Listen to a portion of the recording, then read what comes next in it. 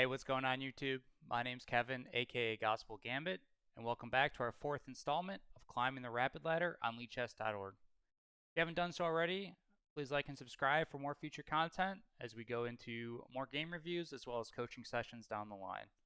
In today's game, we have a very exciting game from the white side of the pieces. Again, we're going to be playing the Alekhine 4 pawns attack.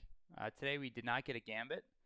Ever since Magnus Carlsen ended up playing the Phildor at the 2024 Chess Olympiad this week, I've been getting the Phildor in almost every other white game that I play. So you can blame Magnus for not getting a gambit game this week. But the 4 Knights attack is a very sharp and aggressive opening from white.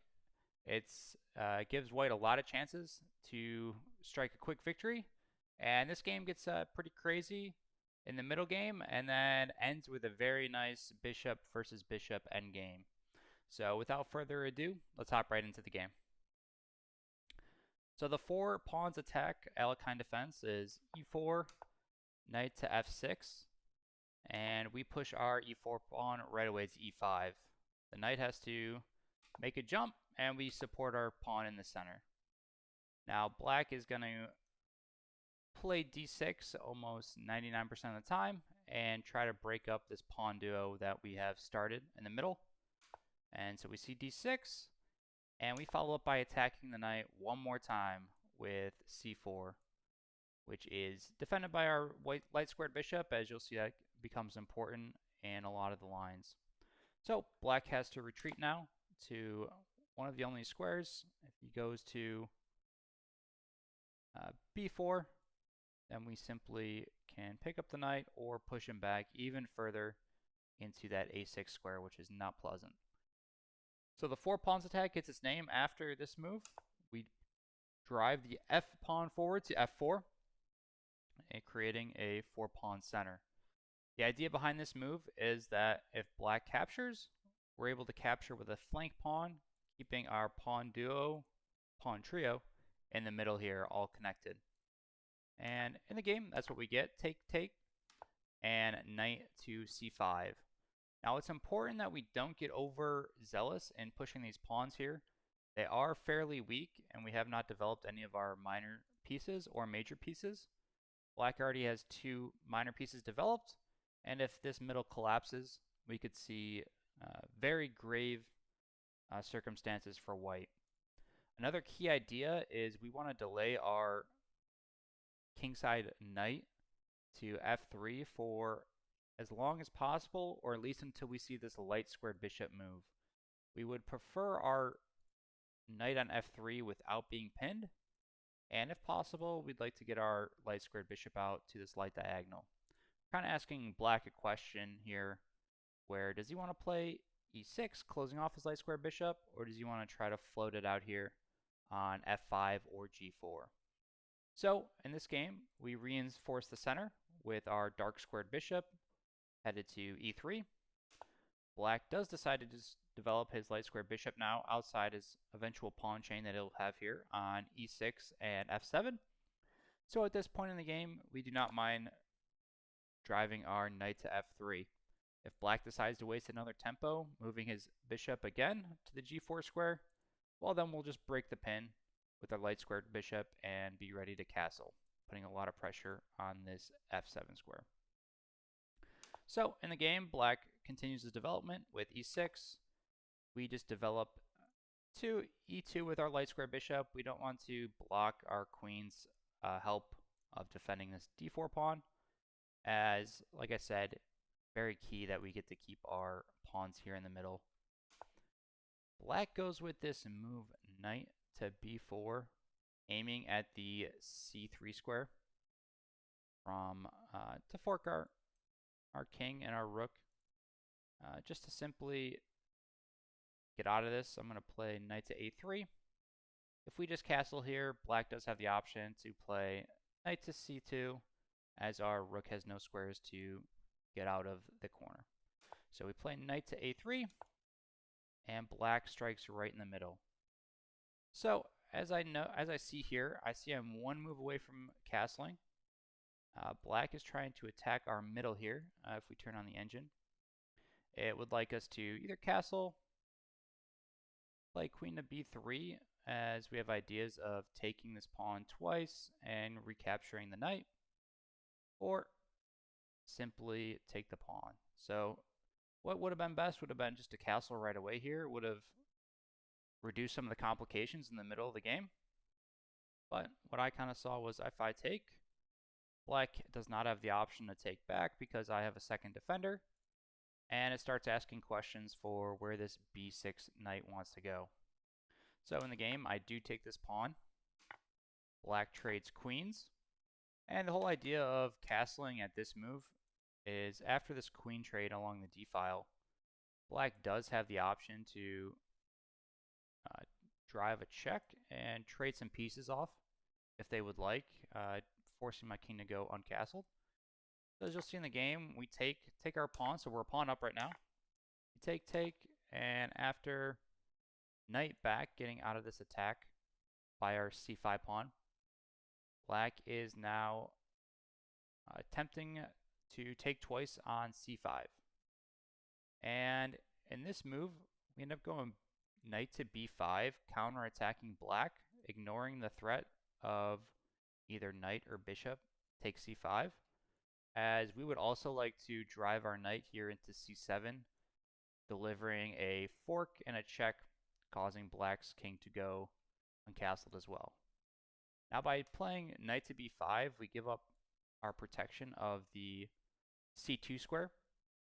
And so after knight b5, Black does jump in, forcing my king to go uncastled this game. But having the f2 square already available for our king, I thought this would be fine, and we would have a complicated middle game where we could possibly outplay our opponent. I thought at king f2, we have our rooks connected. We still have a threat here onto c7, as well as ideas of driving our knight into d6.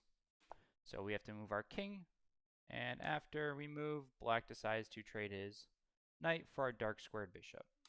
And kind of had to calculate this before playing the move knight to b5, because after takes, Black is going to have the idea of capturing here with a check.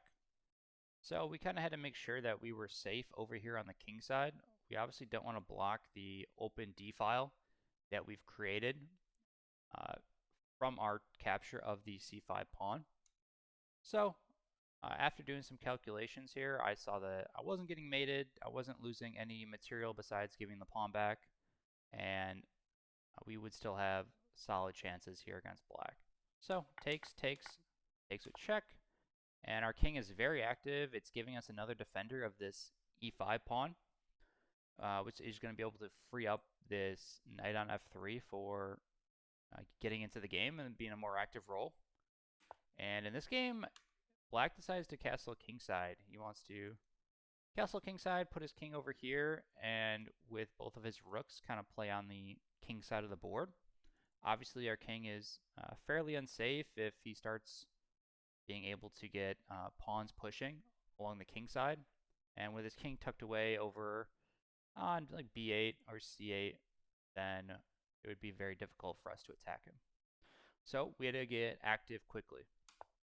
So after castle, I decide to play a3. We're trying to restrict this dark squared bishop. I'd like to push him backwards. Right now, Black does not have the option of moving his bishop to either of these squares and dropping the bishop all the way down to f2. Seems like it would be problems in the future, but maybe there's some ideas of getting it back, but our knight does cover that h4 square. So my idea was, a3, b4. If we can drive this dark squared bishop back, then we can possibly expand further on the queen side and start building an attack against Black's king. Black responds with pushing a6 himself here. Now, it's a little bit of a wasted move. It puts, we don't mind moving our light squared bishop, as you'll see here. And we have an option for putting our knight on d6. This might have been a little bit better move if we didn't have the option to drive our knight back, as dropping it back to c3 seems very passive. We could drop it to c3 with ideas of maybe rerouting through e4, get back to d6, but we just decide to hop in right away. Now black ends up taking, so now we have gotten rid of one of black's bishop duos. So usually the two bishops is better than a two knights or a knight and a bishop. So being able to not only get rid of black's dark square bishop, but also create a passed pawn that we can support here on the queen side, we can start giving black some issues and tying him down to this d6 square.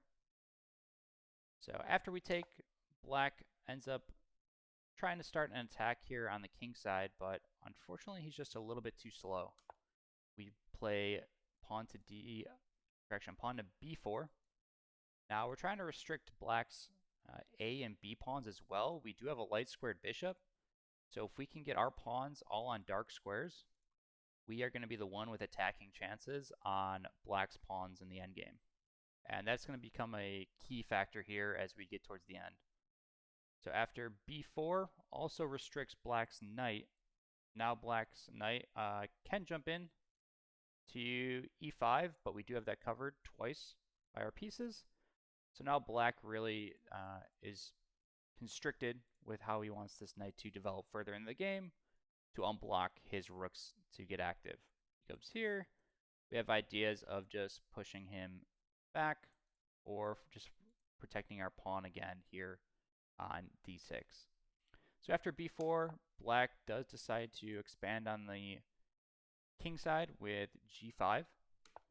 We move our king back. It would like king to e3 better, as you'll see it does create a few different complications, but black does not end up following up correctly. And here it wants knight f6, and black does end up playing that, so he creates a hole for his knight to jump in. And after knight e5, threatening a fork here on the f7 pawn, as well as getting some extra control over this square in front of the passed pawn that we have.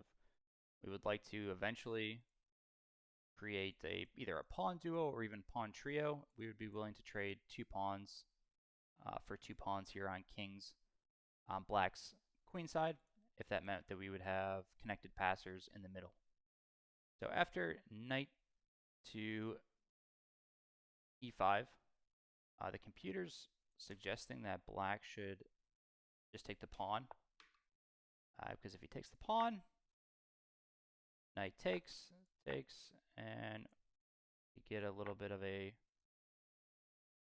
idea like this. Can't go there because he starts dropping pawns here on the king side, but we would have ideas of maybe here, here, and with 3 on 2 and 3 on 2.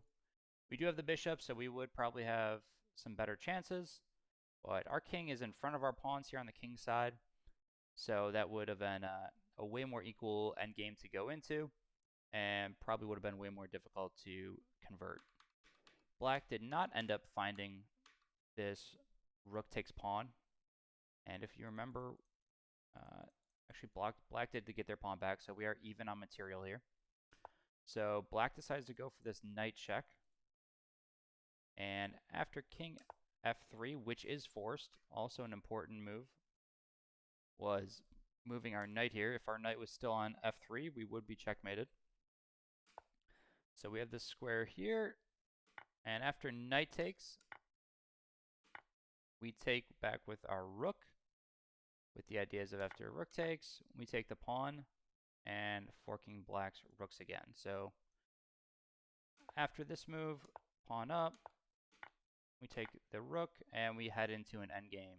And in this endgame, as you can see, most of black's pawns are on light squares, where we are going to have the ability to get a lot of our pawns, if not all of our pawns, on the dark squares. And there's only one open file at the moment. Actually, there's two, but one of them that's occupied by black. So our idea is we want to contest black on this open file, push our pawn up to c5, and then try to go after these A and B pawns with our bishop as we blockade, hopefully, this e-pawn with our king. And in the game, it does want the rook to go to d1 right away. My thoughts here was to get the king a little bit closer to the center, and we still have the option to bring the rook over. Okay, it doesn't lose that much. And then after this move, putting his pawn again gives us the opportunity to bring our rook over. And black again, putting another pawn on a light square. And after takes, this move locks these pawns onto light squares. So not only does our bishop have access to both the A and B pawns, now it has access to the G and H pawns, where black's bishop has no pawns to go after in this game. He's just zooming around the board trying to protect his pawns as best he can. So our ideas are to win the E5 pawn if possible. This is black's only passer. And then use our king and bishop to either take out one of these pawn duos and create a pass pawn.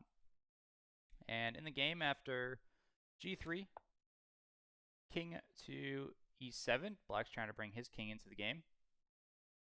We play this move, bishop to d3. Now if black takes, we take, and after king d6, king e4, we start to get into some zugzwang, where black is forced to make a move, and we are simply able to outlast black's king. So we can create a pass pawn on this side where black's pawns on the G and H file simply cannot move. And if black tries to come over here to support his pawns, well, then we just scoop up this E5 pawn as well as the G and H pawn. So black did not take the bishop as he knew that would be completely lost. So he drops his bishop back, but it also blocks black's king from getting closer to the pawn. It forces him to go in some awkward directions. And after c5, we put our last pawn onto a dark square. Black has 0 pawns to attack with his bishop, and we go right after him. After king move forward, we centralize our bishop, as now we have access to this c7 square, and we're going to force black's bishop back.